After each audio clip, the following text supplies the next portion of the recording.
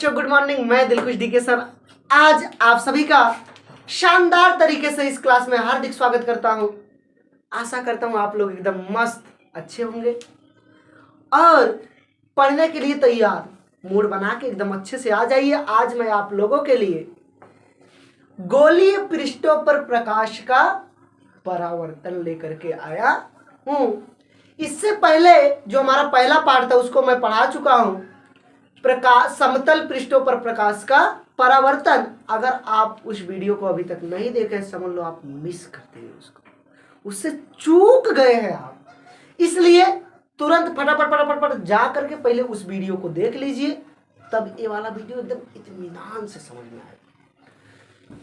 शून्य से एकदम हीरो तक, मतलब 0 to हीरो तभी बन पाएंगे।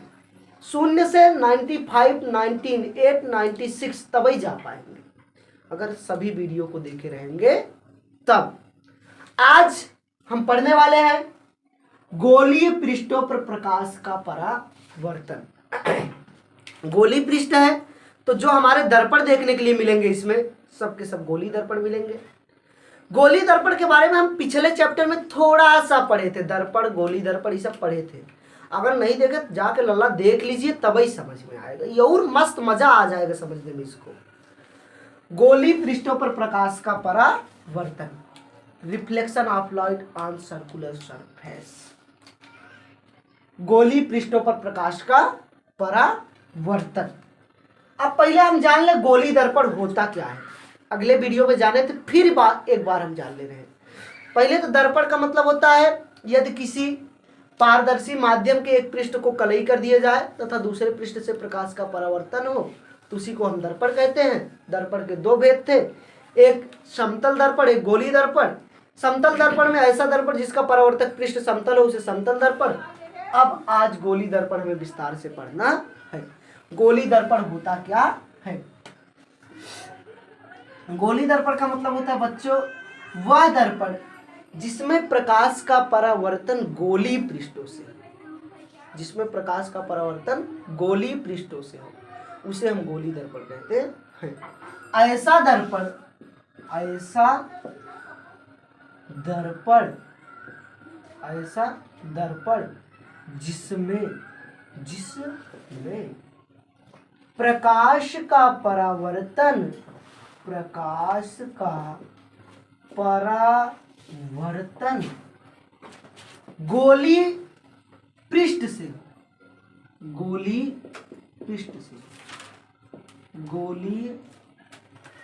प्रकाश का परावर्तन गोलीय पृष्ठ से हो उसे गोलीय दर्पण कहते हैं। उसे गोलीय दर्पण कहते हैं।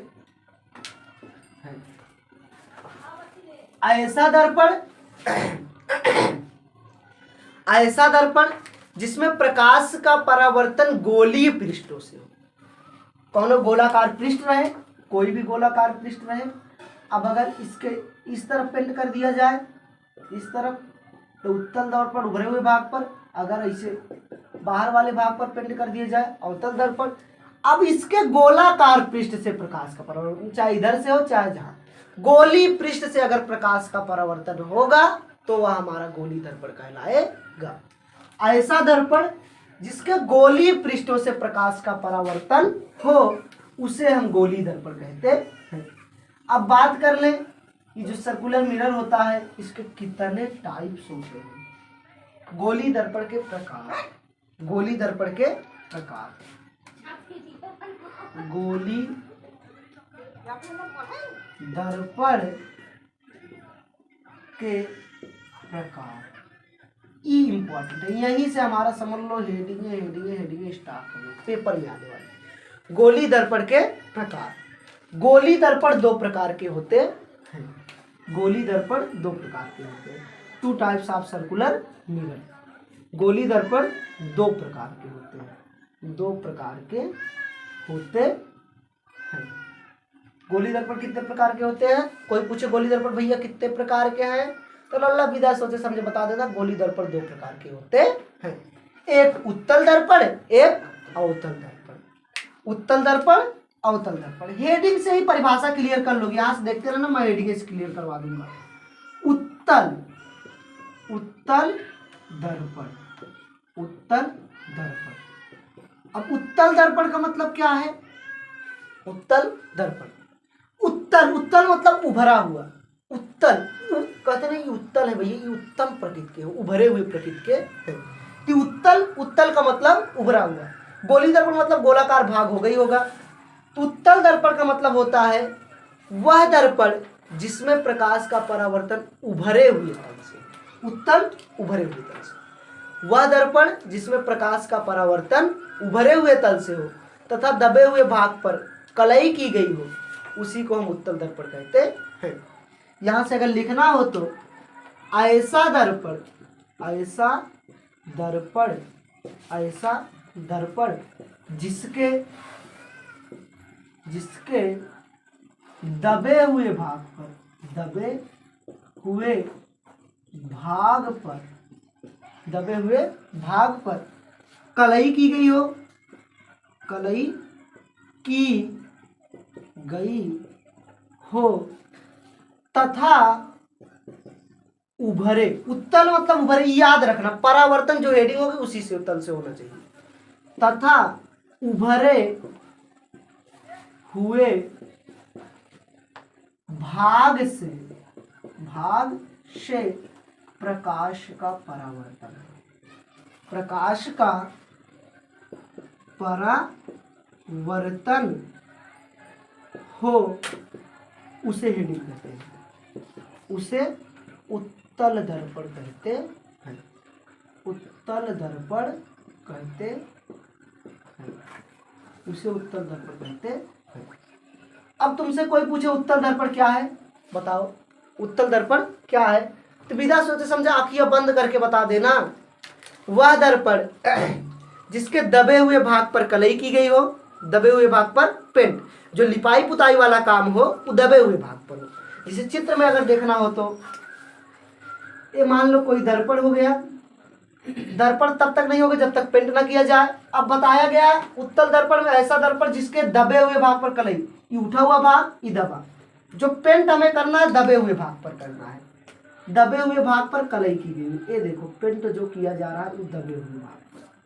ऐसा दर्पण जिसके दबे हुए भाग पर कलई की गई हो और ये उठा उठा भाग दिखाई दे रहा हो, उभरे हुए भाग से प्रकाश का परावर्तन, परावर्तक पृष्ठ एवं, जो प्रकाश का परावर्तन हो उभरे हुए पृष्ठ से हो, उसी को हम उत्तल दर्पण कहते हैं। अब मुझे नहीं लगता कि उत्तल दर्पण में कोनो कंफ्यूजन होगी। ऐसा दर्पण जिसके दबे हुए भाग पर कलई की गई हो तथा उभरे हुए भाग से प्रकाश का परावर्तन हो, उसी को हम उत्तल दर्पण कहते हैं। अब दूसरा जो हमारा है अवतल दर्पण, अवतल दर्पण, दूसरी हेडिंग हमारी है अवतल दर्पण, अवतल दर्पण, अवतल दर्पण, उत्तल दर्पण, अवतल दर्पण, सेकंड। अब अवतल दर्पण किसे कहते हैं? जैसे उत्तल आया उभरे हुए भाग से प्रकाश का परावर्तन, अवतल अंदर, अवतल, अव मतलब अंदर, तल, ऐसा दर्पण जिसके दबे हुए भाग से प्रकाश का परावर्तन है। इस पार्ट का हीरो यही है अवतल दर्पण, ये तो नॉर्मली वैसे है, इस पार्ट का हीरो अवतल दर्पण ही है। जिसे अपनी लाइफ का हीरो तुम हो वैसे इस पार्ट का हीरो यही है अवतल दर्पण। ऐसा दर्पण, ऐसा दर्पण, ऐसा दर्पण जिसके, जिसके उभरे हुए भाग पर कलई की गई हो, जिसके उभरे हुए भाग पर कलई की गई हो, कलई की गई हो तथा दबे हुए भाग से, दबे हुए भाग से प्रकाश का परावर्तन हो, प्रकाश का परावर्तन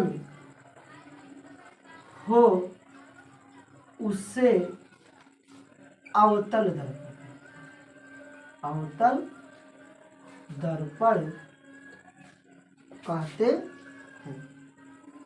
कहते हैं, उसे हेडिंग कहते हैं। अवतल का मतलब अंदर, अंदर वाले भाग से प्रकाश का परावर्तन हो। चित्र से देखो खुद ही जान जाओगे। ऐसा दर्पण जिसके उभरे हुए भाग पर पेंट किया गया हो, जो लिपाई पुताई वाला काम हो, कलरिंग वाला काम है, उभरे हुए भाग पर जो पेंटिंग की गई है, पेंटिंग पेंटिंग पेंटिंग पेंटिंग उभरे हुए भाग पर हो, पेंटिंग उभरे हुए भाग पर हो।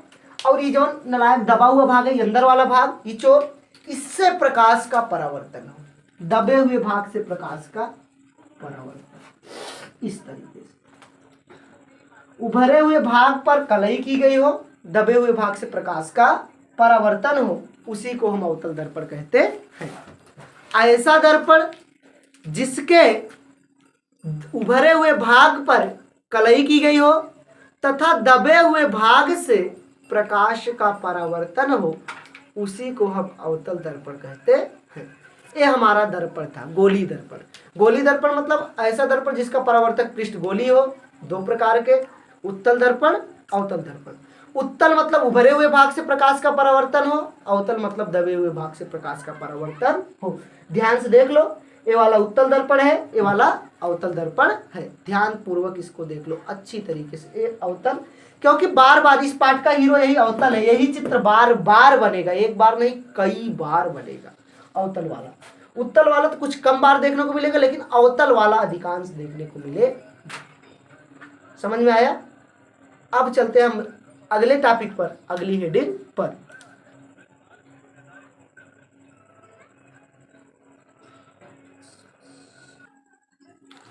अब हमारी अगली हेडिंग जो है बच्चों है कि गोली दर्पण से संबंधित कुछ परिभाषाएं। गोली दर्पण से संबंधित कुछ परिभाषाएं। अब जैसे किसी भी पाठ के बारे में पढ़ना चाहते हो तो इनसे संबंधित, अगर किसी लोग के बारे में जानना चाहो, ये व्यक्ति कैसा है, तो क्या करोगे? जैसे दर्पण के बारे में हम जान रहे हैं, गोली दर्पण के बारे में जान रहे हैं, तो हमें ऐसे ऐसे लोगों से मिलना होगा, हम ऐसे ऐसे लोगों से मिलेंगे जो उससे संबंधित हो। जैसे मान लो अब तुम किसी के बारे में पूरी इंफॉर्मेशन निकालना चाहते हो, अब क्या किसी ऐसे व्यक्ति से मिलोगे जो उसको जानता ही न रहे? अगर उसको जानता रहेगा तो उसके बारे में कुछ बता पाएगा? खत्म है, बता ही नहीं पाएगा। ऐसे व्यक्तियों से मिलोगे जो उसके बारे में जानता रहे, जो उसके रिलेटिव रहे, जैसे मौसा, काका, मामी, दादा, दादी, इनसे मिलोगे। भैया से मिलोगे, पापा से मिलोगे, दीदी से मिलोगे, ऐसे लोगों से मिलोगे जो उसको जानते रहे, तभी तो उसके बारे में कुछ बता पाएंगे। उनके दोस्तों से मिलोगे। तो वैसे गोली दर्पण से संबंधित कुछ परिभाषाएं हैं। वो परिभाषाएं हैं क्या, उन्हीं के बारे में हम जानेंगे। इनसे संबंधित कुछ परिभाषाएं। ये पेपर में यहाँ से 1 नंबर का क्वेश्चन कंफर्म बनता है, 1 से 2 नंबर का क्वेश्चन कंफर्म है बनेगा। अब हमारा है पहली हेडिंग, गोली दर्पण से संबंधित कुछ परिभाषाओं में दर्पण का ध्रुव। दर्पण का ध्रुव, जिसे एक दर्पण हो जाए, दर्पण चाहे उत्तल हो चाहे अवतल। मैं कहा था इस पाठ का हीरो अवतल है, तो अवतल ही हम लेके चलते हैं। ये मान लो कोई अवतल दर्पण हो गया, ये कोई अवतल दर्पण है। अब इसमें तुमको दिखाना है दर्पण का ध्रुव। ये जो दर्पण के मध्य बिंदु, दर्पण के बीचों बीच जो बिंदु होता है, उसी को दर्पण का ध्रुव कहा जाता है। दर्पण के मध्य बिंदु को दर्पण का ध्रुव कहा जाता है। दर्पण के मध्य बिंदु को ही दर्पण का ध्रुव कहा जाता है। इसे P से प्रदर्शित करते हैं। अब ध्रुव कोई पूछे डिफिनेशन लिखनी हो तो सीधा सीधा बिना सोचे समझे लिख देना। दर्पण के मध्य बिंदु को, दर्पण के मध्य बिंदु को, मध्य बिंदु को, बिंदु को दर्पण का ध्रुव कहते हैं। दर्पण का ध्रुव कहते हैं। सोचो कितना सिंपल है, एकदम साधारण सा। दर्पण के मध्य बिंदु को ही दर्पण का ध्रुव कहते हैं। इसे P से प्रदर्शित करते हैं, इसे कैपिटल P से लिखते हैं, इसे कैपिटल P से व्यक्त करते हैं, से व्यक्त करते हैं। कोई पूछे ध्रुव को कैसे लिखते हैं तो कह देना बड़का वाला भैया P, कैपिटल P से ध्रुव को प्रदर्शित करते हैं। अब तुमसे कोई पूछे दर्पण का ध्रुव क्या है, what is pole of mirror, दर्पण का ध्रुव क्या है। तो बिना सोचे समझे बता देना, जो दर्पण व चौराहा होता है उसके मध्य बिंदु को ही दर्पण का ध्रुव कहा जाता है। जो दर्पण के बीचों बीच उपस्थित होता है, जो बिचवा में होता है इसके, उसी को हम दर्पण का ध्रुव पी कहते हैं। दर्पण के मध्य बिंदु को ही दर्पण का ध्रुव कहा जाता है। इसे पी से प्रदर्शित करते हैं। दूसरी हेडिंग जो हमारी है दर्पण का, और एक नोट पॉइंट इसमें मोस्ट इंपॉर्टेंट पॉइंट, बहुत भयंकर पॉइंट नोट, दर्पण से संबंधित जितनी भी दूरियां मापी जाएंगी वो दर्पण के ध्रुव पी से ही मापी जाती है। मतलब दूरियां दर्पण के ध्रुव पी से ही मापी जाती हैं। दर्पण में जितनी भी दूरी मापी जाएंगी, सारी दूरियां चाहे इस तरफ चाहे इस तरफ, चाहे ऊपर चाहे नीचे, सारी दूरियां ध्रुव पी से ही मापी जाती है। ध्रुव पी से ही मापी जाती है। अब तुमसे कोई पूछे दर्पण में जितनी भी दूरियां मापी जाती है, ध्रुव का काम क्या है, ध्रुव तो पी है लेकिन इस नलायक का काम क्या है, तो बता देना जितनी भी दर्पण में दूरियां मापी जाती है, चाहे वस्तु की दूरी, चाहे प्रतिबिंब की दूरी, चाहे फोकस दूरी, चाहे वक्रता त्रिज्या, चाहे जो दूरी मापी जाएगी, सारी की सारी दूरी दर्पण के ध्रुव पी से ही मापी जाती है। सभी दूरियां दर्पण के ध्रुव पी से ही मापी जाती है। ये इंपॉर्टेंट पॉइंट है, इसको याद रखना। सभी दूरियां दर्पण के ध्रुव पी से ही मापी जाती है। हमारा दूसरी परिभाषा है मुख्य अक्ष। मुख्य अक्ष, मेन एक्सिस, मुख्य अक्ष। मुख्य अक्ष, व्हाट इज मुख्य अक्ष, मतलब व्हाट इज मेन एक्सिस। मुख्य अक्ष क्या है?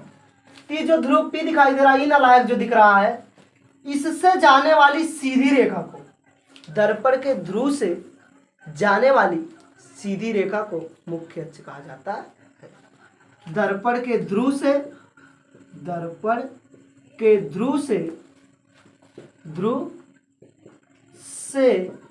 जाने वाली सीधी रेखा को मुख्य अक्ष कहते हैं। मुख्य अक्ष कहते हैं। दर्पण के ध्रुव पी से, या दर्पण के ध्रुव पी लिखना चाहो तो कोनो दिक्कत नहीं, दर्पण के ध्रुव पी से जाने वाली सीधी रेखा, ये ध्रुव पी है, इसी से जाने वाली ये जो सीधी रेखा है, इसी को मुख्य अक्ष कहते हैं। दर्पण के ध्रुव पी से जाने वाली सीधी रेखा को मुख्य अक्ष कहते हैं। अब मुख्य अक्ष का काम क्या है? इसमें भी एक नोट, इसमें भी एक नंबर ही लगा लेना, एक नोट लिख लेना। वस्तु सदैव मुख्य अक्ष के ऊपर ही रखी जाती है। वस्तु जो रखी जाती है सदैव मुख्य अक्ष पर ही रखी जाती है। वस्तु सदैव मुख्य अक्ष पर ही रखी जाती है। वस्तु सदैव मुख्य अक्ष पर ही रखी जाती है। वस्तु सदैव कहाँ रखी जाती है? मुख्य अक्ष पर। इसका इंपॉर्टेंट पॉइंट। अब तुमसे कोई पूछे वस्तु सदैव कहाँ रखी जाती है, बिना सोचे समझे, मुख्य अक्ष पर रखी जाती है। वस्तु सदैव कहाँ रखी जाती है? मुख्य अक्ष पर रखी जाती है। ये 3 हेडिंग हो गए, मतलब 2 हेडिंग। तीसरी हमारी है दर्पण का द्वारक। दर्पण का द्वारक, दर्पण का द्वारक, दर्पण का द्वारक। दर्पण का द्वारक क्या है? किसी भी गोली दर्पण में जो झुकाव को ही, देखो दर्पण का द्वारक, दर्पण का द्वारक मतलब दर्पण के झुकाव को ही दर्पण का द्वारक कहते हैं। जो दर्पण में झुकाव होता है, देख रहे हो नीले रंग से दिखाई दे रहा है, दर्पण में जो झुकाव होता है, दर्पण के झुकाव को ही दर्पण का द्वारक कहा जाता है। उसमें होगा ना पुष्पहार, झुकेगा नहीं साहब, वैसे ही है दर्पण, लेकिन दर्पण जो झुका होता है उसके झुकाव को ही दर्पण का द्वारक कहा जाता है। दर्पण के झुकाव को ही दर्पण का द्वारक कहा जाता है। अब हम चलते हैं अगली हेडिंग, चौथी हेडिंग पर। वक्रता केंद्र, वक्रता केंद्र। हमारा जो गोली दर्पण होता है, गोली दर्पण जिस गोले का भाग होता है उसके केंद्र को ही वक्रता केंद्र कहा जाता है, सेंटर को ही। मतलब गोली दर्पण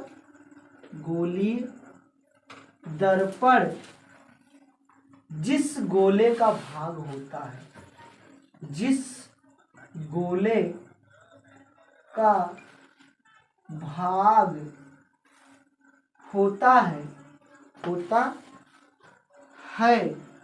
गोली दर्पण जिस गोले का भाग होता है उसके केंद्र को ही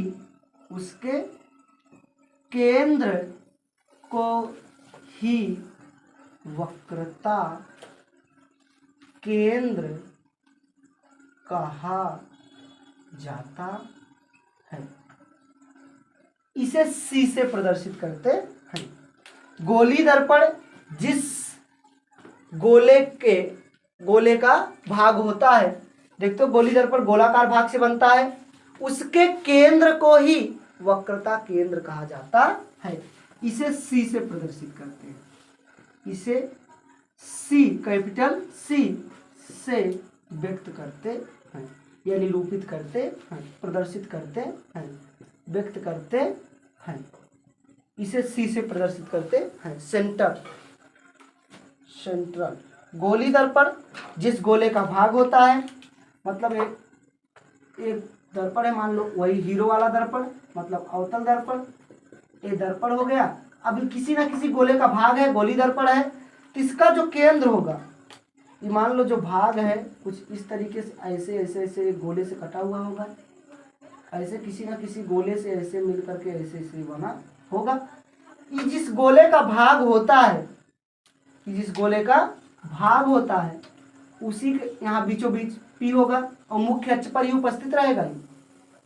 पी से जाने वाली सीधी रेखा मुख्य अक्ष, मेन एक्सिस, पी मुख्य अक्ष, और ये जो कोण ई चौराहा जो दिखाई दे रहा है, गोली दर्पण जिस गोले का भाग होता है उसके केंद्र को ही वक्रता केंद्र कहा जाता है। इसे सी से प्रदर्शित करते हैं। समझ पाए? मुख्य अक्ष पर स्थित वह बिंदु जिससे गोली दर्पण का निर्माण होता है उसी को वक्रता केंद्र कहते हैं। दूसरे शब्दों में है, गोली दर्पण जिस गोले का भाग होता है उसके केंद्र को ही वक्रता केंद्र कहा जाता है। इसे सी से प्रदर्शित करते हैं। अगली हमारी हेडिंग जो है वक्रता त्रिज्या, रेडियस, सेंट्रल रेडियस, वक्रता त्रिज्या, वक्रता त्रिज्या, वक्रता त्रिज्या। वक्रता त्रिज्या का मतलब होता है दर्पण के ध्रुव P से लेकर वक्रता केंद्र C तक की दूरी को वक्रता त्रिज्या। यहां से लेकर यहां तक की जो दूरी दिखेगी ये वक्रता केंद्र हो गया। अब केंद्र से लेकर परिधि तक की जो दूरी होती है वक्रता त्रिज्या होती है। वैसे इसमें भी है, दर्पण के ध्रुव P से लेकर, दर्पण के ध्रुव P से लेकर दर्पण के ध्रुव P से लेकर वक्रता केंद्र C तक, वक्रता केंद्र C तक के बीच की दूरी को,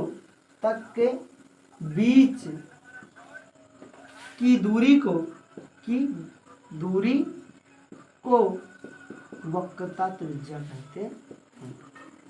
वक्रता त्रिज्या कहते हैं।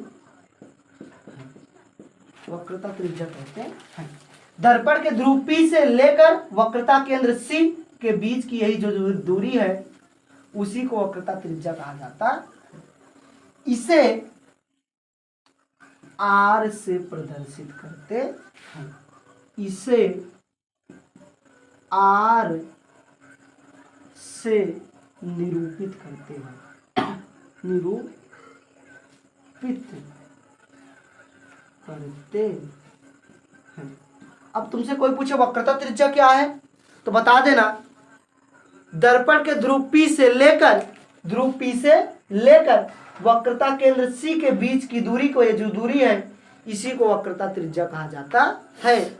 इसे R से प्रदर्शित करते हाँ, ये था हमारा वक्रता केंद्र और वक्रता त्रिज्या।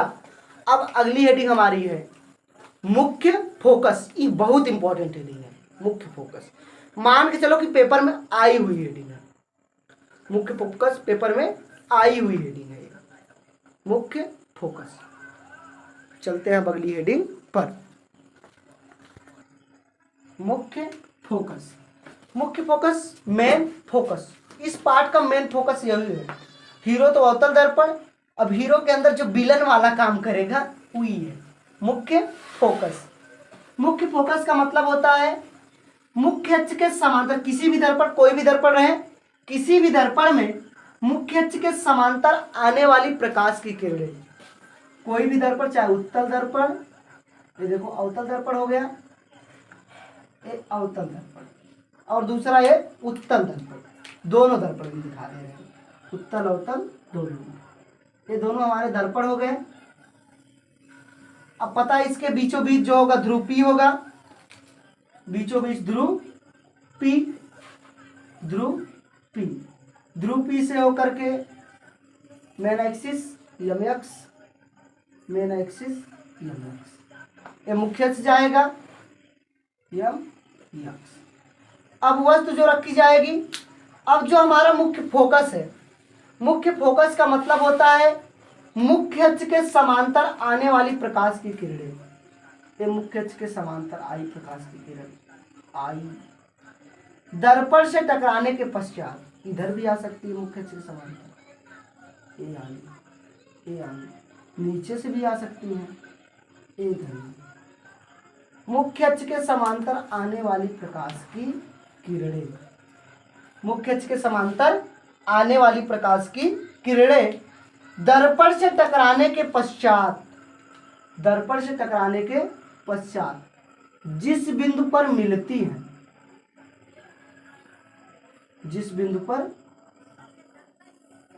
मिलती है या मिलती हुई प्रतीत होती है, या मिलती हुई प्रतीत होती है, जिस बिंदु पर मिलती है या मिलती हुई प्रतीत होती है, उसी को मुख्य फोकस कहते हैं।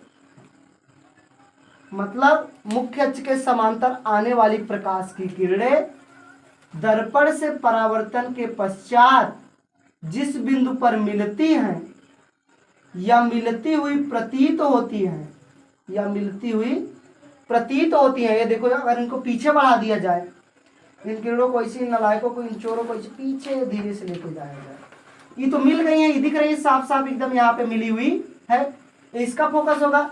लेकिन इनको अगर ऐसे पीछे बढ़ाया जाए तो कहीं ना कहीं इनको एक ऐसे इंटरप्ट करेंगे, काटेंगे, तो जिस बिंदु पर मिलती हुई प्रतीत होती है, उत्तल में हमेशा केवल प्रतीत ही आभास होगा, बस ओरिजिनल में होगा नहीं, उसी को मुख्य फोकस कहते हैं।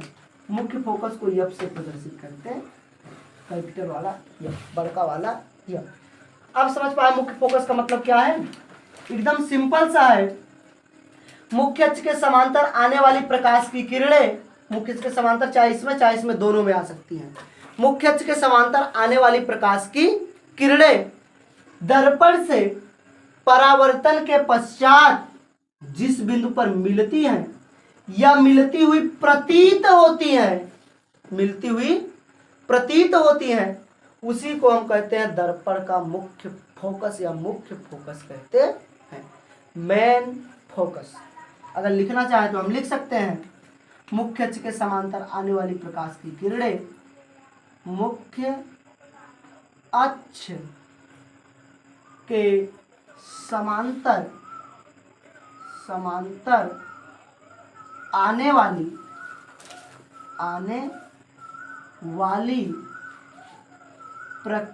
की किरणें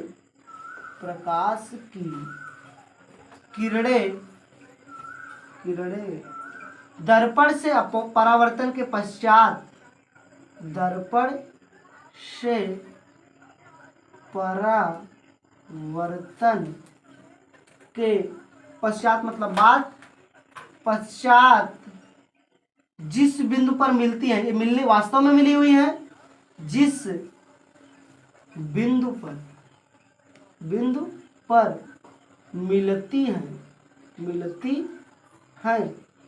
या मिलती हुई प्रतीत होती है, या मिलती हुई, ये देखो मिलती हुई प्रतीत हुई है, या मिलती हुई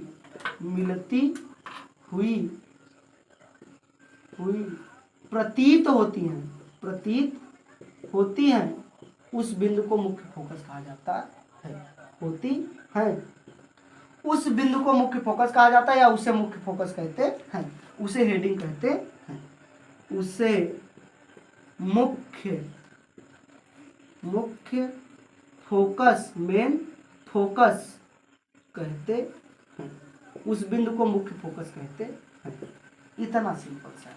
मतलब मुख्य अक्ष के समांतर आने वाली प्रकाश की किरणें दर्पण से परावर्तन के पश्चात जिस बिंदु पर मिलती हैं या मिलती हुई प्रतीत होती हैं, उसी को हम मुख्य फोकस कहते हैं, उसी बिंदु को मुख्य फोकस कहा जाता है। इसे कैपिटल एफ से प्रदर्शित करते हैं, इसे बड़का वाला भैया एफ से व्यक्त करते हैं, इसे कैपिटल एफ से प्रदर्शित करते हैं। अब अगली हेडिंग जो हमारी है फोकस दूरी। अगर फोकस पढ़े हो तो इसकी दूरी भी पढ़ लो। फोकस दूरी, एक के साथ दो काम हो जाएगा। फोकस दूरी, फोकस डिस्टेंस। फोकस दूरी मतलब दर्पण के ध्रुव P से लेकर मुख्य फोकस एफ के बीच की दूरी को फोकस दूरी कहा जाता है। यहां से लेकर यहां तक की जो दूरी होगी उसी को फोकस दूरी कहा जाता है। दर्पण के ध्रुव P से लेकर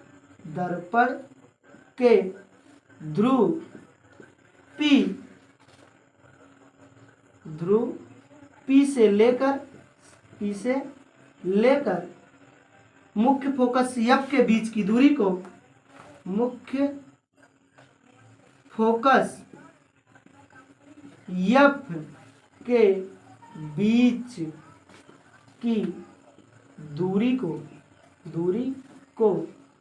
दर्पण के ध्रुव P से लेकर मुख्य फोकस एफ के बीच की दूरी को कैपिटल में रहेगा, एफ के बीच की दूरी को फोकस दूरी कहते हैं। फोकस दूरी कहते हैं, इसे एफ से व्यक्त करते हैं, इसे एफ से व्यक्त करते हैं, इसे एफ से व्यक्त करते हैं। दर्पण के ध्रुव P से लेकर मुख्य फोकस एफ के बीच की दूरी को फोकस दूरी कहते हैं, इसे एफ से प्रदर्शित करते हैं। अर्थात यहाँ P से लेकर एफ तक की जो दूरी है, इसी को दर्पण की फोकस दूरी कहा जाता है। फोकस दूरी, इसे स्मार्ट छुटका वाले भैया एफ से प्रदर्शित करते हैं। यहाँ P से लेकर यही जो दूरी है एफ तक, इसी को फोकस दूरी कहा जाता है। दर्पण के ध्रुव P से लेकर एफ के बीच की दूरी को फोकस दूरी कहते हैं, इसे एफ से प्रदर्शित करते हैं। ये हमारी 7 हेडिंग हो गई। एक छोटी सी और हेडिंग है फोकस तल। फोकस तल क्या है इसी में जान लो, अब लिखने की जरूरत नहीं। वो हेडिंग अलग से लिखोगे तो उसी में कंफ्यूज हो जाओगे, इसी में समझ लो। फोकस तल का मतलब होता है मुख्य अक्ष के लंबवत मुख्य फोकस से खींचे गए तल को फोकस तल कहा जाता है। ये मुख्य अक्ष है और फोकस, मुख्य फोकस, ये मुख्य अक्ष के लंबवत, ये देखो लंबवत 90 डिग्री के एंगल पे, मुख्य अक्ष के लंबवत फोकस, मुख्य फोकस से खींचे गए तल को फोकस तल कहा जाता है। या मुख्य फोकस से खींचे गए मुख्य अक्ष के लंबवत तल को फोकस तल कहते हैं। ये मुख्य फोकस से होकर जाना चाहिए और मुख्य अक्ष के लंबवत होना चाहिए। यहाँ से देख सकते हैं इसको, जैसे ये देखो ये जो है ये जो हमारा है यही फोकस तल होता है। मुख्य अक्ष पर फोकस से जाने वाले लंबवत तल को मुख्य फोकस तल कहते हैं। ये जो फोकस तल दिख रहा है, मुख्य अक्ष के लंबवत फोकस से जाने वाले तल को, ये देखो लंबवत 90 डिग्री के एंगल पे और फोकस से होकर जा रहा है, इसी को हम फोकस तल कहते हैं। मुख्य अक्ष के लंबवत फोकस से जाने वाले तल को फोकस तल कहा जाता है। इस हेडिंग को most important, important two important चाहे जितना कह दिया जाए, वेरी वेरी मोस्ट इंपॉर्टेंट है, बहुत बहुत इंपॉर्टेंट है। ये मान लो पेपर में आया हुआ है, ये चित्र और ये हेडिंग मुख्य फोकस, ये मान के चलो पेपर में पूछ लिया गया है। ये फोकस तल नॉर्मली है, फोकस दूरी तो वैसे ये सब नॉर्मल है, लेकिन ये मुख्य फोकस बहुत इंपॉर्टेंट है, पेपर में पूछे जाने वाला क्वेश्चन है। अब चलते हैं हम गोली दर्पण से संबंधित किरण आरेख, कैसे आती है किरणें तब कैसे जाती है, इसके बारे में हम थोड़ा सा वैसे जानकारी ले लेते हैं। उसके बाद हम चलेंगे गोली दर्पण द्वारा प्रतिबिंब का बनना, कैसे प्रतिबिंब बनता है, कैसे हम आप दिखाई देते हैं, सैलूनों में जाते हैं अच्छी अच्छी फोटो कैसे आ जाती है, कैसे बड़ा बड़ा चेहरा, इसे इतना छोटा सा मुंह इतना बड़ा बड़ा थोबड़ा दिखाई देता है, वो कैसे होता है, जहाँ पे कालों को गोरा बनाया जाता है वो कैसे कैसे होता है, उसके बारे में हम जानेंगे। पहले अभी किरण आरेख थोड़ा सा देख ले तब। गोली दर्पण से संबंधित किरण आरेख मतलब प्रकाश की किरणें आएंगी, दर्पण से टकराएंगी तो उनके साथ कैसा व्यवहार करेंगे, इसको जानते रहोगे तब। अब जानते हो जब जहाँ पर दो किरणें मिलती हैं वहीं पे हमारा प्रतिबिंब बनता है, तो वही मान लो एक अवतल दर्पण है, एक अवतल दर्पण हीरो दर्पण है, एक अवतल दर्पण है। अब पता होगा इसका मध्य बिंदु ध्रुव P, इसका जो मध्य बिंदु होगा वो ध्रुव P होगा। इससे जाने वाली जो सीधी रेखा होगी मेन एक्सिस एम एक्स मुख्य अक्ष, इससे जाने वाली सीधी रेखा को मुख्य अक्ष मेन एक्सिस ये होगी। अब याद रखना पहली जो कंडीशन होती है हमारी, पहली शर्त, यदि कोई भी किरण मुख्य अक्ष के समांतर आए, मुख्य अक्ष के समांतर आने वाली प्रकाश की किरणें, मुख्य अक्ष के समांतर आने वाली प्रकाश की किरणें, जो पहला किरण आरेख है इंपॉर्टेंट, इसी से सब लगभग 6 प्रतिबिंब का 8 प्रतिबिंब जितने हैं सब इसी से बन जाएंगे। मुख्य अक्ष के समांतर आने वाली प्रकाश की किरणें दर्पण से टकराने के पश्चात मुख्य फोकस से होकर ही जाती, दर्पण से टकराने के पश्चात कहाँ से होकर जाएंगी, मुख्य फोकस। जितनी भी किरण आएंगी वो दर्पण से टकराने के बाद मुख्य फोकस से होकर ही जाएगी। पहली शर्त यही है हमारी, फर्स्ट शर्त, यदि कोई भी प्रकाश की किरण मुख्य अक्ष के समांतर आएगी तो वह दर्पण से टकराने के बाद मुख्य फोकस से होकर ही जाएगी। दूसरी शर्त हम देखते हैं, दूसरी कंडीशन क्या है, चाहे उत्तल दर्पण है चाहे अवतल दर्पण, सबके लिए वही कंडीशन है। दूसरी कंडीशन यही उत्तल दर्पण, यदि कोई मध्य बिंदु मतलब ध्रुव P हो गया, उसके बाद मेन एक्सिस एम एक्स होगा ही होगा।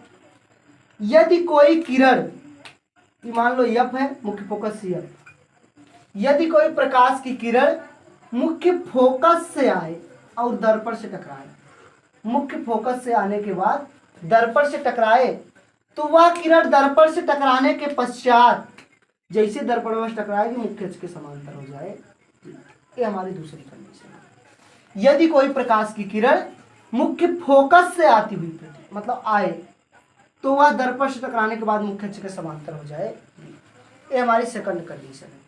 फर्स्ट कंडीशन समांतर आएगी फोकस से होकर जाएगी, अगर फोकस से होकर आएगी तो मुख्य अक्ष के समांतर हो जाएगी। और तीसरी कंडीशन जो हमारी है, थर्ड कंडीशन, वो तीसरी कंडीशन ये है, उसको बच्चे बच्चे जानते हैं, वो इम्पोर्टेंट भी है, बार बार इन्हीं तीनों शर्तों पर पूरा का पूरा प्रतिबिंब बन जाएगा। तीसरी जो कंडीशन है, जो तीसरी शर्त है, ये दर्पण हो गया, इसका मध्य बिंदु P से होकर जाएगा मुख्य अक्ष एम एक्स, इसी पर होता है एक सुने होंगे C, वक्रता केंद्र C। यदि कोई प्रकाश की किरण, यदि कोई प्रकाश की किरण वक्रता केंद्र C से होकर आए, वक्रता केंद्र C से होकर आए, तीन अलायक किरण जैसे आएगी वैसे ही वापस लौट जाएगी। कहते नहीं जौने पाँव आई है वही पाँव उल्टे दबा के निकल रहा है, कौनो या तो हर जगह ना ही बाटे।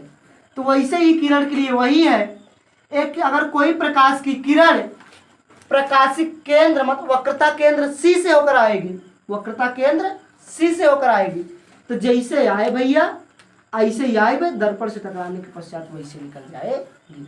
जौने पाँव आए वैसे उल्टे पाँव दबा के भाग जाए। यही 3 कंडीशन है। यदि प्रकाश की किरणें मुख्य अक्ष के समांतर आएंगी फोकस से होकर जाएंगी, अगर फोकस से आएगी तो मुख्य अक्ष के समांतर हो जाएगी, अगर वक्रता केंद्र से आएगी तो जैसे आएगी वैसे ही निकल जाएगी। यही 3 कंडीशन है। अब हम चलते हैं दर्पण द्वारा, गोली दर्पण द्वारा बनने वाले प्रतिबिंब। गोली दर्पण द्वारा बनने वाले प्रतिबिंब। अब हमारा है गोली दर्पण द्वारा बनने वाले प्रतिबिंब। पता होगा बच्चों, गोली दर्पण जो होता है 2 प्रकार से, सुबह से मतलब पहले से पढ़ते हुए चले आ रहे हैं, उत्तल अवतल। 2 प्रकार के होते थे। हम पहली कंडीशन उठा लिए, जो हम इस चैप्टर का हीरो वही हीरो, अवतल दर्पण द्वारा बनने वाले प्रतिबिंब। गोली दर्पण 2 प्रकार के, तो उसमें पहला हम उठा लिए हैं अवतल दर्पण द्वारा बनने वाले प्रतिबिंब। किन किन कंडीशनों पर अवतल दर्पण में प्रतिबिंब बन सकता है, कैसा कैसा बन सकता है, उसी के बारे में हम चर्चा करेंगे। तो अवतल दर्पण द्वारा निम्नलिखित 6 स्थितियों में प्रतिबिंब बनता है। अवतल दर्पण द्वारा 6 स्थितियों में प्रतिबिंब बनता है। 6 स्थितियों में प्रतिबिंब बनता है। अवतल दर्पण द्वारा कितनी स्थितियों में प्रतिबिंब बनता है? 6 स्थितियों में प्रतिबिंब बनता है। तो हमारी जो पहली स्थिति है, फर्स्ट कंडीशन, वो ये है जब वस्तु अनंत पर स्थित है। जब वस्तु कहाँ स्थित हो? जब वस्तु अनंत पर स्थित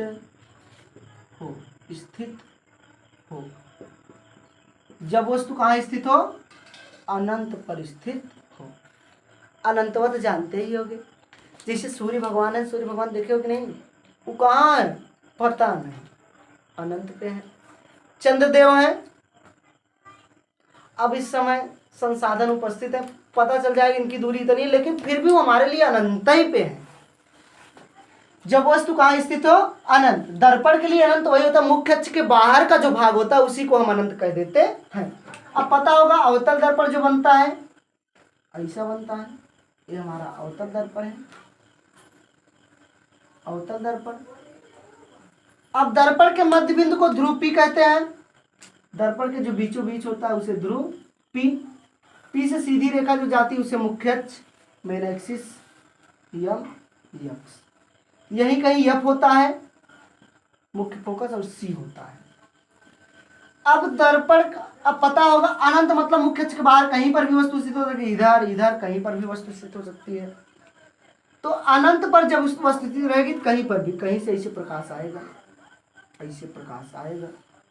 दर्पण से टकराने के पश्चात मुख्य फोकस, अगर मुख्य अक्ष के समांतर प्रकाश आया है, मुख्य अक्ष के समांतर प्रकाश अगर आया है तो दर्पण से टकराने के पश्चात मुख्य फोकस से होकर जाएगा, मुख्य फोकस।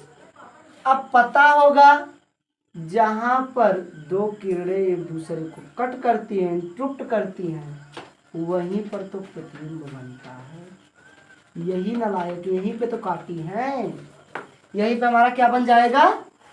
प्रतिबिंब। तो यहां से पता चल गया। और एक बात याद रखना, जब भी प्रतिबिंब दर्पण के सामने बने, मतलब सामने कही थी, दर्पण के सामने, तुम्हारे सामने, जब प्रतिबिंब दर्पण के सामने बने तो हमेशा वास्तविक होगा। और जब मैं वास्तविक प्रतिबिंब के बारे में लिखाया था तो वहां पे बताया था जब भी प्रतिबिंब वास्तविक होगा तो हमेशा उल्टा होगा ही होगा, इतना ही।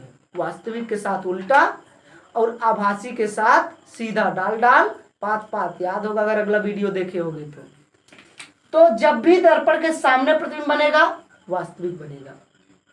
देखो जब वस्तु अनंत पे स्थित है इसका प्रतिबिंब वास्तविक, उल्टा, मुख्य फोकस पर, वस्तु से अत्यंत छोटा। अब सूर्य भगवान पता न कितना बड़ा है, इतना नान कैसे बिंदु जी से दिखाई देते हैं, छोटे दिखाई देता है कि नहीं, छोटा सा प्रतिबिंब दिखाई देता है कि नहीं। शीशे में देखो सूर्य भगवान को, पता चला इसे गोल के नाम गोलीय से दिखा दें, का गोलीय से मटोल के बाटे ना, पता न कितने बड़े हैं ना, छोटा सा एकदम बिंदु के आकार का दिखाई देता है कि नहीं। तो वास्तविक उल्टा वस्तु से अत्यंत छोटा बिंदु के आकार का दर्पण के सामने मुख्य फोकस पर बनेगा। यहां से लिख सकते हो इसकी कंडीशन, जब वस्तु अनंत पर स्थित हो, जब वस्तु अनंत पर स्थित हो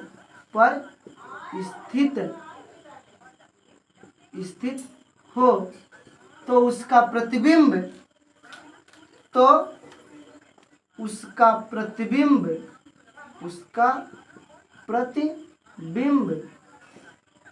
वास्तविक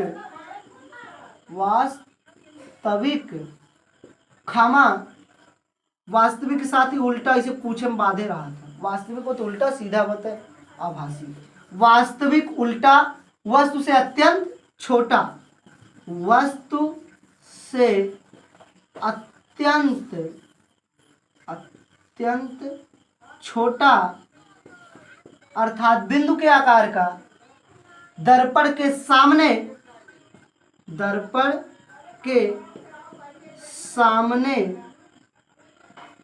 ने तथा मुख्य फोकस पर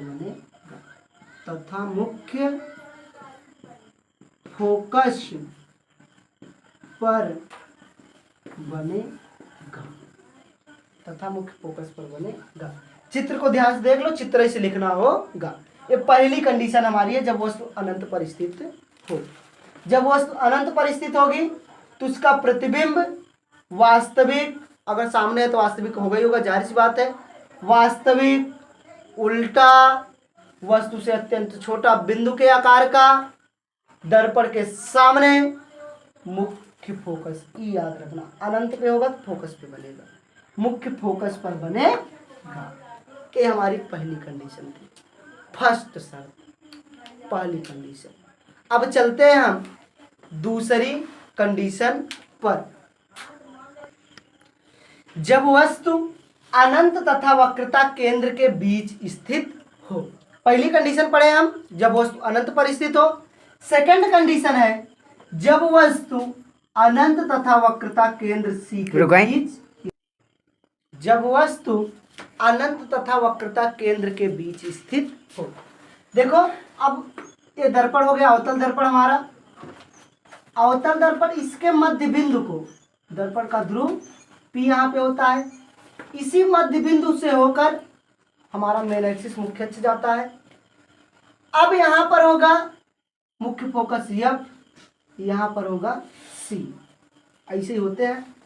अब पता होगा जो भी वस्तु रखी जाती है वो हमेशा मुख्य फोकस पर ही रखी जाएगी। जब वस्तु अनंत, इसके बाहर का अनंत हो गया, इसके इस तरफ का वक्रता केंद्र, अनंत तथा वक्रता केंद्र के बीच स्थित हो, तब यहां से प्रकाश किरणें जाएंगी दर्पण से टकराएंगी। अब पता ही नालायक जब दर्पण से टकराती हैं तो विधा कहे सुने, विधा कुछ सोचे समझे अपन रास्ता बदल देती। टकराने के पश्चात मुख्य फोकस से होकर निकल जाएंगी, टकराएंगी, टकरा के निकल जाएंगी। दूसरी किरण अगर हम वक्रता केंद्र से लेकर के जाएं, वक्रता केंद्र से, तो वक्रता केंद्र से जाने वाली प्रकाश की किरणें, इधर पर मान लो आगे तक होगा, तो जैसे जाती है वैसे उसी पांव वापस लौट के चली जाती है। जैसे जाती है वैसे वापस लौट के चली जाती है। अब जहां पर दोनों किरणें एक दूसरे को इंटरसेक्ट करती हैं, काटती हैं, मिलन होता है दोनों का, एक दूसरे से मिल जाती हैं, वहीं पे बनता है हमारा प्रतिबिंब। यहाँ पे देखो ये मुख्य अक्ष के सामने है, सामने मतलब दर्पण के सामने है, तो दर्पण के सामने जो भी प्रतिबिंब बनता है वो हमेशा वास्तविक के साथ उल्टा। अगर ये मान लिया जाए ए बी है, ते वाला प्रतिबिंब ए डैक्स बी डैक्स बनेगा। इसका सिर ऊपर की तरफ है तो इसका सिर नीचे की तरफ हो जाएगा। इतना बड़ा था, ये वस्तु से कुछ छोटा प्रतिबिंब बना है, तो यहां से लिख सकते हो जब वस्तु अनंत तथा वक्रता केंद्र सी के बीच स्थित हो तो उसका प्रतिबिंब प्रतिबिंब प्रतिबिंब वास्तविक वास्तविक वास्तविक वास्तविक के साथ उल्टा एक साथी है। वास्तविक उल्टा वस्तु से छोटा वस्तु से छोटा वस्तु से छोटा वास्तविक उल्टा वस्तु से छोटा मुख्य अक्ष के नीचे मुख्य अक्ष के नीचे दर्पण के सामने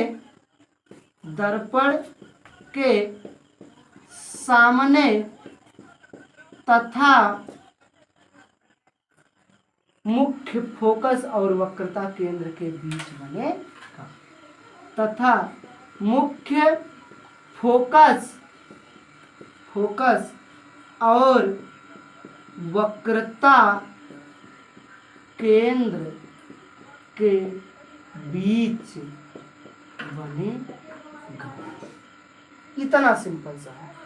अगर सामने आती तीन कंडीशन याद कर लो, वास्तविक उल्टा मुख्य अक्ष के नीचे दर्पण के सामने, ये चार टू फिक्स है।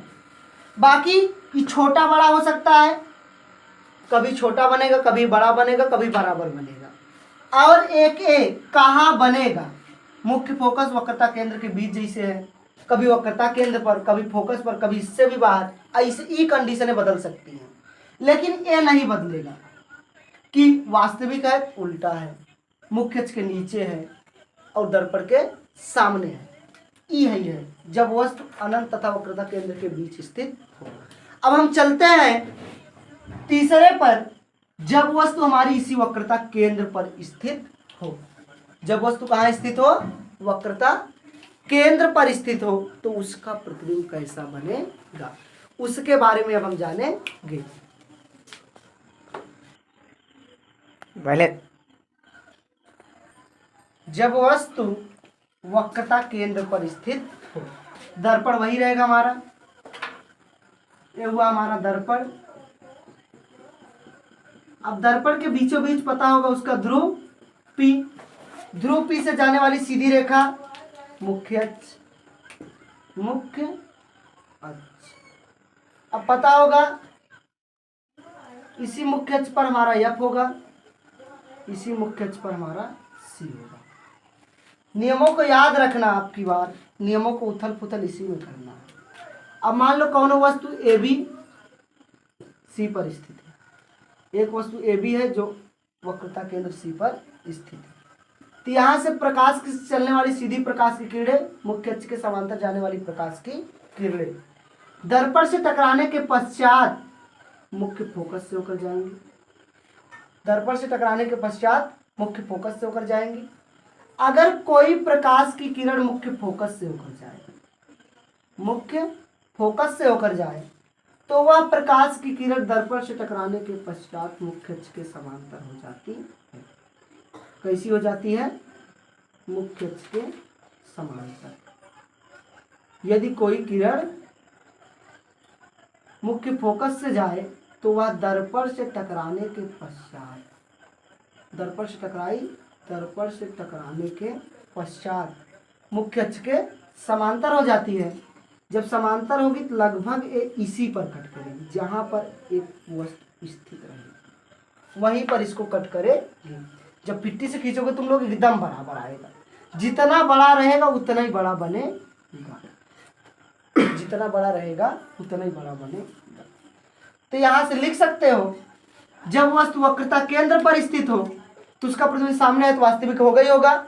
वास्तविक उल्टा वस्तु के बराबर मुख्य अक्ष के नीचे दर्पण के सामने तथा वक्रता केंद्र पर ही बनेगा। अब सामने नीचे ही दो कंडीशन काट दो, हमेशा के लिए लिख लेना। जो इंपॉर्टेंट कंडीशन है मैं लिख दे रहा हूं। जब वस्तु अनंत पर स्थित हो तो उसका प्रतिबिंब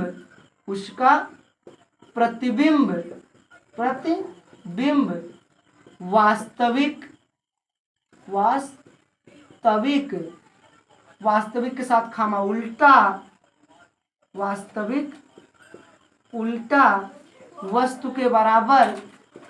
वस्तु के बराबर तथा वस्तु के बराबर तथा वक्रता केंद्र पर ही बनेगा। वक्रता केंद्र पर ही बनेगा। वक्रता केंद्र पर ही बनेगा। उसका प्रतिबिंब वास्तविक के साथ उल्टा, जितना बड़ा था उतना ही बड़ा, और वक्रता केंद्र पर ही बनेगा। ये कंडीशन याद रखना, जब वस्तु वक्रता केंद्र पर स्थित हो तो उसका प्रतिबिंब वक्रता केंद्र पर ही वास्तविक उल्टा वस्तु के बराबर बनेगा। और बनेगा कैसे, इसे दिखा देना। दोनों किरणें एक फोकस से होकर आएगी, एक फोकस से जाएगी, मुख्य अक्ष के समांतर, यही जाके काट देगी। ये हो गई हमारी तीसरी कंडीशन। अब हम चलते हैं चौथी कंडीशन पर, देखते हैं हमारी चौथी कंडीशन क्या कहे। जब वस्तु वक्रता केंद्र तथा मुख्य फोकस के बीच स्थित हो। हमारी जो चौथी कंडीशन है, जब वस्तु वक्रता केंद्र तथा मुख्य फोकस के बीच स्थित हो। तो वक्रता केंद्र पहले तो बना लो इसको, ये अवतल दर्पण, कलई किया गया भाग, इसमें बीचों बीच वही ध्रुव P हो जाएगा। यहां से जाने वाली सीधी रेखा मेन एक्सिस, यहां पर होगा हमारा F और यहां पर C। वस्तु को अब की बार जो हमें रखना है C और F के बीच रखना है। यहां बीचों बीच यही कहीं वस्तु स्थित होगी। यहां से जो प्रकाश की किरणें जाएंगी, मुख्य अक्ष के समांतर जाने वाली प्रकाश की किरणें दर्पण से टकराने के पश्चात मुख्य फोकस से होकर निकल जाएंगी, मुख्य फोकस से होकर चली जाएंगी। तथा अगर कोई किरण मुख्य फोकस से होकर जाए तो हमें पता है दर्पण से टकराने के बाद मुख्य अक्ष के समांतर हो जाएगी। दर्पण से टकराने के पश्चात मुख्य अक्ष के समांतर, टकराई ऐसे मुख्य अक्ष के समांतर होकर निकल जाएगी। ये कंडीशन पता ही है। अगर कोई प्रकाश की किरण मुख्य अक्ष के समांतर जाए, फोकस से होकर जाएगी। अगर फोकस से होकर जाए, दर्पण से टकराने के पश्चात मुख्य अक्ष के समांतर हो जाएगी।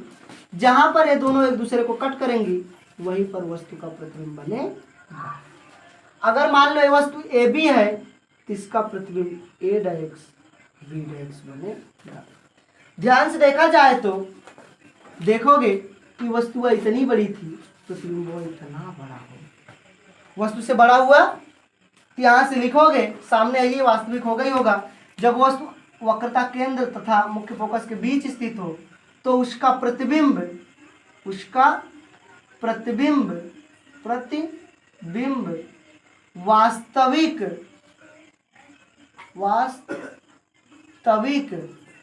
वास्तविक के साथ उल्टा वस्तु से बड़ा, देखो इतनी बड़ी थी इतना बड़ा, वस्तु से बड़ा तथा वक्रता केंद्र और अनंत के बीच बनेगा। तथा वक्रता केंद्र और अनंत के बीच बनेगा। वक्रता केंद्र तथा अनंत के बीच। देखो वास्तविक बना है, इस तरफ है वास्तविक, उल्टा है, वस्तु इतनी बड़ी थी वस्तु से बड़ा है, और वक्रता केंद्र और इधर अनंत ही है, वक्रता केंद्र तथा अनंत के बीच बनेगा। यही हमारी थी चौथी कंडीशन। अब हम चलते हैं पांचवी कंडीशन पर। जब वस्तु मुख्य फोकस पर स्थित हो। हमारी पांचवी कंडीशन है जब वस्तु मुख्य फोकस पर स्थित हो। दर्पण वही रहेगा, अवतल दर्पण। अब पता होगा इसके बीचों बीच ध्रुव P, यहां से होकर जाएगा मुख्य अक्ष मेन एक्सिस, यहां पर होगा हमारा F, यहां पर होगा हमारा C। अब की बार जो हमें वस्तु रखना है वो मुख्य फोकस पर रखना है। मान लो वस्तु हो गई हमारी। अब यहां से मुख्य अक्ष के समांतर जाने वाली प्रकाश की किरणें दर्पण से टकराने के पश्चात मुख्य फोकस से होकर निकल जाए। ये पता ही है हमें, दर्पण से टकराने के पश्चात मुख्य फोकस से होकर निकल जाए। पता होगा अगर कोई किरण प्रकाशिक केंद्र से होकर जाए, मतलब वक्रता केंद्र से होकर जाए, तो जैसे ही आएगी वैसे ही निकल जाएगी। जैसे उसकी आने जाने की क्रिया रहेगी वैसे बनी रहेगी, उसी मार्ग पे, अपने मार्ग से विचलित नहीं होगी। जैसे ही आएगी दर्पण से टकराने के पश्चात भी वैसे निकल जाएगी। इन कीड़ों को देख के लग रहा है क्या ये दोनों कीड़े कभी भी एक दूसरे को काटेंगी? कभी नहीं काटेंगी। इनके बीच का अंतर हमेशा बराबर रहेगा। इन दोनों बिचारियों का कभी मिलना ही नहीं होगा। इन दोनों के नसीब में बिछड़ना ही बिछड़ना। मतलब यह है कि जैसे अनंत पर वस्तु रखी रहती थी तो उसका प्रतिबिंब फोकस पे बनता था, तो जब वस्तु फोकस पर स्थित होगी तो उसका प्रतिबिंब अनंत पर बनेगा। यहां से लिख सकते हो सामने ही बना है और बड़ा भी बहुत बनेगा, पता नहीं कहां बना, कितना बड़ा बना, भंडेरना में बना तो कैसे बना हमको कैसे दिखेगा। तो लिखोगे जब वस्तु मुख्य फोकस पर स्थित हो तो उसका प्रतिबिंब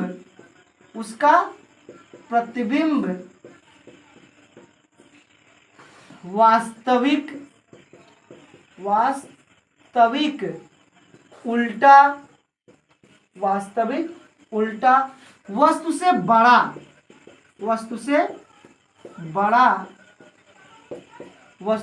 बड़ा तथा अनंत पर बनेगा।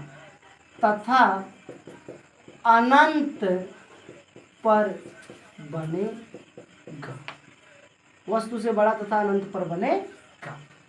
अब हम चलते हैं इसकी जो अंतिम कंडीशन है, अवतल दर्पण द्वारा बनने वाली प्रतिबिंब, छठवीं कंडीशन। 6 प्रतिबिंब बनते हैं, 5 हम पढ़ चुके हैं, छठवीं कंडीशन पर चलते हैं। छठवीं कंडीशन क्या कहेगी? जब वस्तु मुख्य फोकस तथा ध्रुव P के बीच स्थित हो। हमारी अंतिम कंडीशन, छठवीं कंडीशन। बनाओ चित्र। जब वस्तु मुख्य फोकस तथा ध्रुव P के बीच स्थित हो, तो पहले बनाओगे दर्पणवा को, वही अवतल दर्पण, ये रहा अवतल दर्पण। अब इसका बीचों बीच ध्रुव P, यहां से होकर जाएगा मुख्य अक्ष, मेन एक्सिस, ये गया मुख्य अक्ष। अब की बार पूरा लेना क्योंकि कुछ गड़बड़ होने वाला है। अब की बार अगर प्रतिबिंब दर्पण के सामने बनेगा तो हमेशा वास्तविक होगा। अगर प्रतिबिंब चोरवा इस तरफ चला जाए, ये नालायक निकल जाए, मतलब ओवर स्मार्ट बनने की कोशिश, समझ लो कि आभासी है। आभासी कहता मैं सीधा के साथ छोड़ूंगा ही नहीं, आभासी के साथ सीधा। देखो कहा है जब वस्तु मुख्य फोकस तथा ध्रुव P के बीच स्थित हो, यही कहीं मुख्य फोकस होगा, यही कहीं होगा हमारा C। यप और P के बीच में स्थित है वस्तु, मान सकते हो यही कहीं स्थित हो। तो यहां से प्रकाश की किरणें जाएंगी,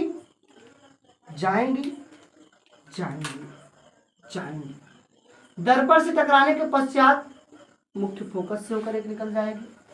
दूसरी किरण अगर हम लेके जाएं वक्रता केंद्र C से, तो जैसे ही जाएगी वैसे ही आगे निकलती चली जाएगी। ये अपने मार्ग से मतलब इधर उधर हटने वाली नहीं है। जहां से आई है, जहां से गई है, वहीं से निकल भी जाएगी। ये भी ऐसे निकलते हुए चली जाएगी। अगर गलती से इन नालायकों को हम पीछे की ओर ऐसे बढ़ा दें, ये ऐसे बढ़ेगा, ऐसे जाएगा ऊपर की तरफ, ऐसे करते करते मौज मस्ती में, ये भी ऐसे जाएगा पीछे की ओर। पिछवा जाते जाते एक दूसरे को कहीं कट कर देंगे। वो भी आभास, केवल वास्तव में नहीं होगा, इसे मानना मत, इसको केवल आभास होता है। आभास होने का, अगर डैश लाइन दिख जाए समझ लो आभासी प्रतिबिंब है। तो जब यहाँ पे जाए, यहाँ पे इसको कट कर दे, जहां पे कट करेगा वहीं पे इसका प्रतिबिंब बन जाएगा। अगर वस्तु ए बी है, इसका प्रतिबिंब ए डायरेक्स बी डायरेक्स बनेगा। अब देखो दर्पण के पीछे है, दर्पण के पीछे, तो लिखोगे इसका प्रतिबिंब आभासी सीधा वस्तु से बड़ा, वस्तु से अत्यंत बड़ा भी लिख सकते हैं, इतनी बड़ी इतना बड़ा, वस्तु से अत्यंत बड़ा मुख्य अक्ष के ऊपर तथा दर्पण के पीछे बनेगा। यहां से इसकी कंडीशन लिखोगे, जब वस्तु मुख्य फोकस तथा ध्रुव P के बीच स्थित हो तो उसका प्रतिबिंब प्रतिबिंब प्रतिबिंब आभासी, अब पता है आभासी के साथ सीधा तो रहेगा ही रहेगा, आभासी सीधा वस्तु से अत्यंत बड़ा, वस्तु से अत्यंत अत्यंत बड़ा मुख्य अक्ष के ऊपर, मुख्य अक्ष के ऊपर तथा दर्पण के पीछे बनेगा, दर्पण के पीछे बनेगा। ये थी हमारी अंतिम कंडीशन अवतल दर्पण के लिए। अवतल दर्पण की जो छठवीं कंडीशन है, इसमें प्रतिबिंब आभासी बन जाता है। अगर देखा जाए ध्यान से तो अवतल दर्पण में एक कंडीशनें चली हैं। सबसे पहले वस्तु अनंत पे स्थित थी तो उसका प्रतिबिंब फोकस पे बना था। फिर जैसे थोड़ा सा आगे आई, प्रतिबिंब थोड़ा सा खिसक गया। अनंत से जब अनंत और वक्रता केंद्र के बीच में आई तो प्रतिबिंब भी फोकस और वक्रता केंद्र के बीच में चला गया। जब वस्तु वक्रता केंद्र पे आई तो प्रतिबिंब भी वक्रता केंद्र पर साइज बराबर हो गई। जब वस्तु वक्रता केंद्र तथा मुख्य फोकस के बीच आई तो वस्तु और आगे डाल गया, तब वस्तु मतलब प्रतिबिंब चला गया वक्रता केंद्र तथा अनंत के बीच। चौथी कंडीशन, जब मतलब पांचवी कंडीशन, जब वस्तु मुख्य फोकस पर ही आ गई तब वह प्रतिबिंब भी अनंत पर भाग गया। अंतिम कंडीशन, जब इसके और इसके बीच में तो आभासीय ही हो गया, केवल पता चलेगा, इधर तो मिलने का चांस ही नहीं है। यही 6 कंडीशन थी अवतल दर्पण द्वारा। अब हम चलते हैं गोली दर्पण का दूसरा पार्ट, उत्तल दर्पण द्वारा बनने वाले प्रतिबिंब। अब हम देखेंगे उत्तल दर्पण द्वारा बनने वाले प्रतिबिंब। अवतल द्वारा देख लिए। उत्तल दर्पण द्वारा 2 स्थितियों में प्रतिबिंब बनते हैं, 2 स्थितियों में प्रतिबिंब बनते हैं, 2 स्थितियां होती हैं, 2 स्थितियां। उत्तल दर्पण की कितनी स्थितियां? 2। पहली वही जब वस्तु अनंत पर स्थित है। पहली स्थिति जब वस्तु अनंत पर स्थित है, अनंत पर स्थित हो। अब की बार हमें लेना उत्तल दर्पण, छापते हैं हम दर्पण को। अब पता होगा दर्पण, उत्तल दर्पण मतलब उभरे हुए भाग से प्रकाश का परावर्तन, ऐसा होगा कुछ उत्तल दर्पण। अब वस्तु को अनंत पे रखना है। पता होगा दर्पण का जो बीचों बीच वाला बिंदु होगा वो ध्रुव P, ध्रुव P से होकर मुख्य अक्ष मारा जाएगा। अब इसका C और F तो इधर कहीं होगा, C इधर कहीं होगा, ऐसे होंगे M X। अब पता है मुख्य अक्ष के समांतर, अनंत है मतलब इधर कहीं पर भी वस्तु हो सकती है। मुख्य अक्ष के समांतर आने वाली प्रकाश की किरण AI। अवतल दर्पण में उत्तल दर्पण में दर्पण से टकराने के पश्चात फैल जाती, ऐसे फैलती हैं। मुख्य अक्ष के समांतर आने वाली प्रकाश की किरणें दर्पण से टकराने के पश्चात फैल जाती हैं। अब फैल गई, अगर इन किरणों को पीछे की तरफ बढ़ाया जाए ऐसे, टिप फोकस से होकर जाएगी, ई भी तो फोकस ऐसे होकर जाएगी। जहां पर ये किरणें एक दूसरे से मिलती हैं वहीं पर बनता है हमारा प्रतिबिंब।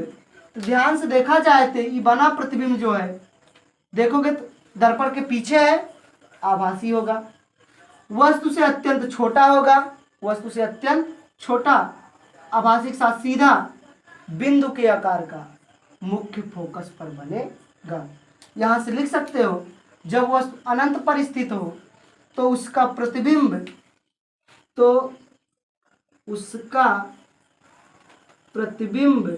प्रतिबिंब आभासी